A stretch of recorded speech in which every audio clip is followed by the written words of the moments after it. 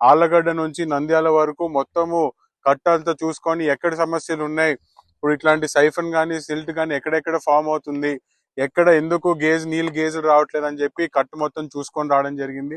మరి పక్కన పెడితే రాష్ట్రంలో ప్రతి రైతుకు బాగుపడాలి. మరి ముఖ్యంగా మన జిల్లాలో ఆళ్లగడ్డ గాని, నంద్యాల గాని, బనియాన్పల్లె గాని ఎక్కడైనా ప్రతి రైతుకి కూడా ఏ కాన్స్టిట్యున్సీలో ఉన్న ప్రతి ఊరికి కూడా సమానంగా నీళ్లు పోవాలని చెప్పి ఈ రోజు మా ఈ ప్రయత్నము.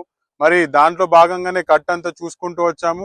ఖచ్చితంగా ప్రభుత్వము అధికారులు కలిసి పనిచేస్తే ఉన్న నీటితో చేయగలిగిన న్యాయం కూడా ప్రతి రైతుకి మనం చేయొచ్చు అని చెప్పి నేను భావిస్తున్నాను. మా ప్రోటోకాల్ ఉందని చెప్పి నేను రైతుల కోసం వచ్చినాను. ఆ రోజు కూడా నేను ప్రోటోకాల్ ఇవన్నీ పక్కన పెడితే మీరు చట్టపరంగా కూడా చూసుకున్నా నేనేం తప్పు చేయాల. వేరే వాళ్ళ ప్రోటోకాల్ బ్రేక్ చేస్తే నా తప్పు. కానీ ఈ రోజు నేను అక్కడ ఏం జరిగింది, ఈ రోజు డ్రాట్ వచ్చే సమస్య, ప్రతి రైతుకి ఈరోజు సాగునీటికి నీళ్లు లేవు. రేపొద్దున తాగునీటికి కూడా గత 2 సంవత్సరాలు ఎన్ని రకాలుగా ఇబ్బందులు పడినారో ఆళ్లగడ్డ జనాలు మేము కల్లారా చూసాం ప్రతిపక్షంలో. మరి ప్రతి సంవత్సరము నీళ్ల ట్యాంకర్లు పెట్టి ఎన్ని సంవత్సరాలని ఈ రోజు నీళ్లు అందించే ప్రయత్నం చేస్తాం.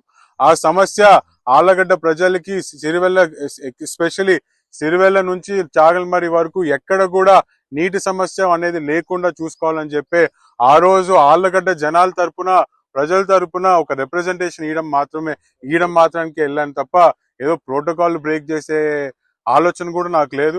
మరి అదే విధంగా ఈరోజు చూసుకుంటే ఏ ప్రోటోకాల్తో ఈరోజు నేను రైతుల కోసం వచ్చాను, ఏం ప్రోటోకాల్ ఉందని ఈరోజు అధికారులతో నేను మాట్లాడితే స్పందించే పరిస్థితి. అదే ప్రోటోకాల్తో నేను ఆ రోజు కలెక్టర్ ఆఫీస్ గారికి వెళ్ళడం జరిగింది. ఒకవేళ నేను వెళ్ళి అక్కడ కూర్చున్నందుకు కలెక్టర్ గానీ అక్కడ ఉన్న సిబ్బంది గానీ ఏమన్నా రూల్స్ అతీతంగా నేను కూర్చున్నానని భావిస్తే I will abandon by the law. అది దాంట్లో నిజం ఉందని చెప్పి నేను అనుకోను. విజయ డైరీ అనేది ఒక ప్రైవేట్ బాడీ, దాంట్లో చాలా అవినీతి కార్యక్రమాలు జరుగుతున్నాయి, గతంలో కూడా లేవనెత్తాము. కాకపోతే అది మ్యాక్స్ చట్టంలో ఉంది కాబట్టి దానికి తగ్గ రూల్స్ ని మేము ఫాలో అవ్వకుంటూ, ఇప్పుడు జగన్మోహన్ రెడ్డి గారు గవర్నమెంట్ అంటే నేను వారంలో అయిపోగొట్టుంది విజయ డైరీ, వారం కూడా పట్టేది కాదు. జగన్మోహన్ రెడ్డి గారి ప్రభుత్వం లాంటి ప్రభుత్వం మా ప్రభుత్వం అవుతాయి.